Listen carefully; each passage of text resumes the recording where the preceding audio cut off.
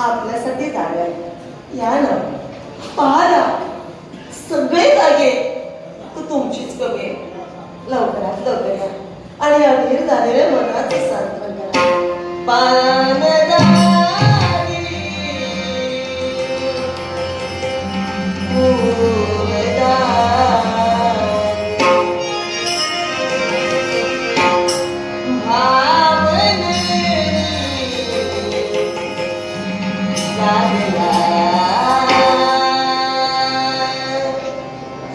चंद्र आहे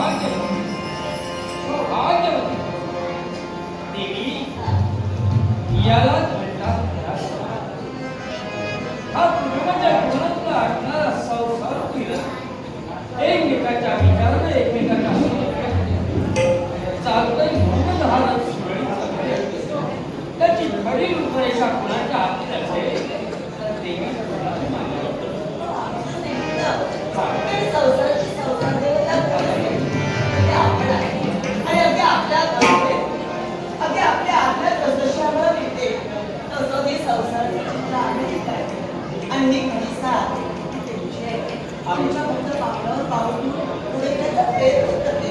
अगं प्रयत्न नाही, आपल्या जीवनात संसारात जर जोडलेलं प्रश्न असेल तर संसार कसा करू शकतात? आपल्या जीवनात एकमेकाची विकता एकेकाला पडते. म्हणून परमेश्वराने दिलेला संसार हा नुसता एका गुलामाचा संसार नसतो, या जनतेचा संसार करून सुरळीत आणि म्हणून आपल्या जीवनात आपल्याला हे सर्व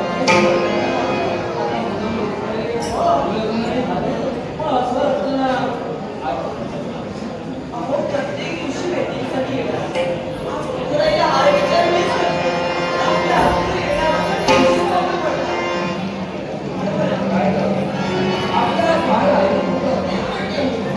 सहपत्नी आशीर्वाद देण्यासाठी आपल्यासोबत येतात. पण अद्यापर्यंत त्याचा आधी नाही सर्वांचे प्रयत्न धर्म काय विश्वास कमी केले. जे महाभारत युद्ध घडलं त्या युद्धात सुद्धा खरा अधर्मी म्हणजे गोपाळ कृष्ण होय. स्वतःची द्वारका उभारली असताना सुद्धा कोण बंधुबंधूंचं ते हे घरगुती भांडण असताना सुद्धा जो स्वतःचं राज्य सोडून हस्तिनापुरात येऊन राहिला, कोण बंधुबंधूंचं तेढ या तेढात मध्यस्थी त्यानं केलं. यदा कदाचित पांडवांना जर का त्यांनी फूस लावली नसती तर कौरव आणि पांडव हे महाभारतीय युद्ध या कदाचित घडलं नसतं. कदाचित बंधू सामोपचाराच्या बोधाने वाद मिटलेही असते. पण या देवानं पांडवांना पितवलं, कौरवांबद्दल तेढ निर्माण केलं आणि या तेढापायी महाभारतीय युद्ध घडलं गेलं. या युद्धात सुद्धा त्यानं पांडवांचं रक्षण करण्यासाठी नाना प्रकारचा धर्म केला. त्या देवाची बाजू घेऊन तुम्ही मला सांगताय तो देव धर्माचा आहे, पूर्णपणे असेलही तुमच्यासाठी धर्माचा, माझ्यासाठी नाही. कारण अनेक आयांचे पुत्र रणमैदानात धारातीर्थी पडले. अनेक सौभाग्यवती स्त्रिया धारातीर्थी त्यांचे नवरे पडले, ते वैधव्याच्या पंक्तीला बसले. कित्येक लहान लहान मुलं आई बापाईनं पोरकी झाली, ते फक्त त्या गोपाळ कृष्णामुळे. आणि त्या देवाची बाजू घेऊन त्या पांडवांना जर का तुम्ही शरण जात असाल, तुम्ही भ्याड असाल, ही महाराणी ज्वाला ते वाईश भ्याड नव्हे. आतापर्यंत आपल्या पावलावर पाऊल ठेवून मी जगले, आतापर्यंत एक राजकर्ताच जगले तर माझा नवरा म्हणून आपला मान सन्मान राखला. पण कदाचित आपल्या या वर्तनामुळे आमच्या मनातील आपली छवी डागाळली गेली, आमच्या मनातील आपली डागाळली गेली.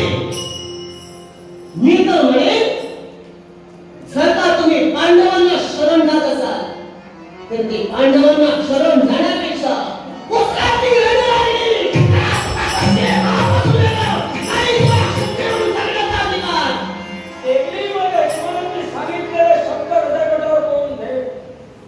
तुझ्या जीवनात संयमाचा बांधारा फुटल्याने परमेश्वराला करून मिळवते. अर्थात परमेश्वराशिवाय वर्षाचा पर्ण सुद्धा आवश्यक नाही. अर्थात त्या परमेश्वराला सदैव पडलेला अर्थात या व्यतिरिक्त मला दुसरा काही दिसत नाही. मी या रक्तपात थांबणार नाही. मी या पांडवांची वाईट पत्करणार नाही. माझ्या जीवनात कमीपणा ठरवता चालेल, पण पांडवांना सहकार्य निश्चित करेल. यापेक्षा असं मान्य करा सर, तुम्ही घाबरला. युद्धापेक्षा स्वतःचे पंचप्राण तुम्हाला प्रिय वाटले. वास्तविक नेत्रासमोर मी दृश्य ठेवायला हवं. आपला बाळ ज्याप्रमाणे रणमैदानात स्वतःचे पराक्रम गाजवत होता, एवढं नसून आपली स्पृष्टा त्या आपल्या बाळाला साह्य करण्यासाठी रणमैदानात उतरली. जे स्त्री असून सुद्धा आपल्या नवऱ्यासाठी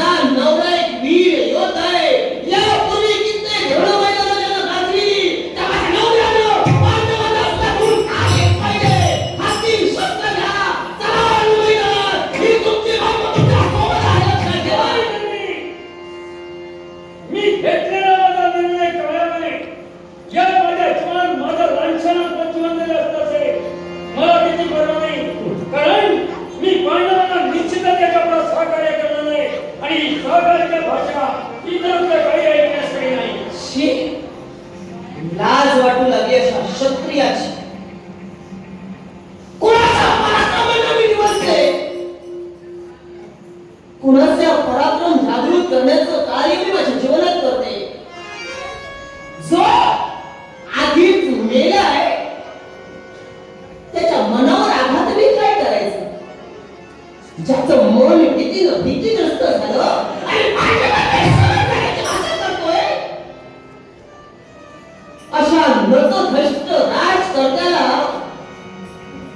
मी बोल करते, मी चुकले.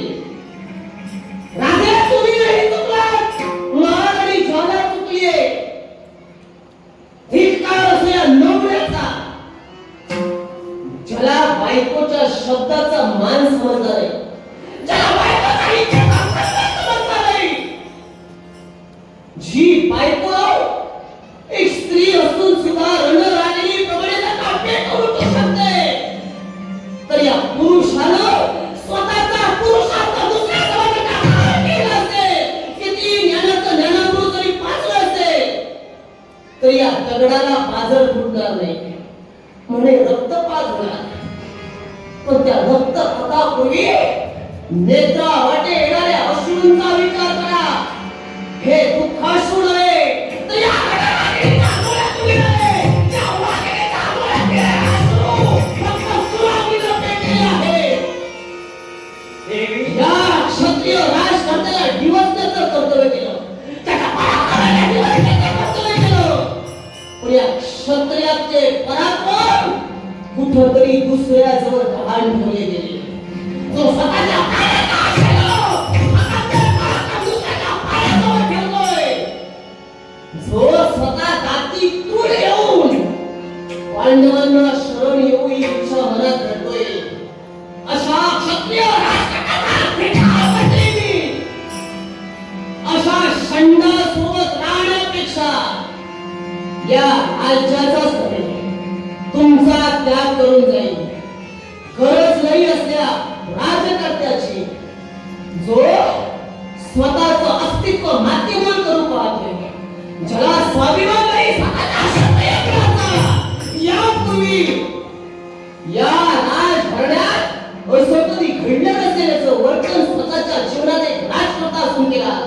एक क्षत्रिय असून क्षत्रिय कुळाला ज्यानं कलंक लावलाय, असे षंडासुर ज्वालेला संसार करायचा नाही.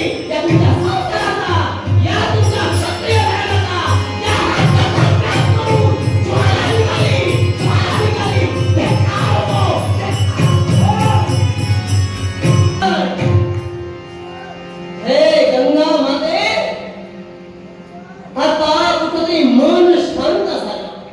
या एकाईचा मनात झालेला प्रतिशोध, या आईच्या मनात झालेली प्रतिशोधाची आग, आणि या ज्वालांनी कुठेतरी एका आईच्या ममतेला दिवसता क्षणी जागृत झाला.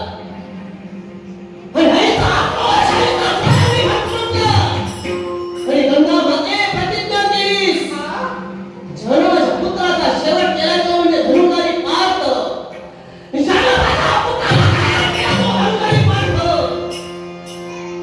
अशा महाभारतीय युद्धात कित्येक आयांना ज्यानं जखमा दिल्या, त्यालाच तू प्रतिज्ञेच्या वाणीनं शाप दिलायस. प्रतिज्ञा केली 6 महिन्याच्या आत ज्याप्रमाणे तू आमच्या पुत्राचा शेवट केलायस, त्याप्रमाणे तुझाच पुत्र 6 महिन्याच्या आत तुझं शीर धडापासून वेगळं करेल. मते ही गंगा मातेची जर का प्रतिज्ञा असेल, तर या सहकार्या ज्वालेचं सुद्धा राहणार नाही. ज्वाले कारण मी सुद्धा ज्वालांनी माझ्या द्यात पेट घेतोय, तर माझ्या पुत्राला होणारा वेदना भेटणार नाही. ज्वाले मग तोच प्रतिशोध घेण्यासाठी माझ्या मुखातील शब्द येईल. या तू सहकार्य कसा रिजन करणार माहित मते मला ती ऐकायचं आहे. तुझ्याच मुखातील शब्द धनुर्धारी पार्थाचा एखादा पुत्र त्याचं शीर धडापासून वेगळं करेल. हा मग आई ऐक, तो त्याचा पुत्र म्हणजे कुणी दुसरा तिसरा नसून तोच भक्त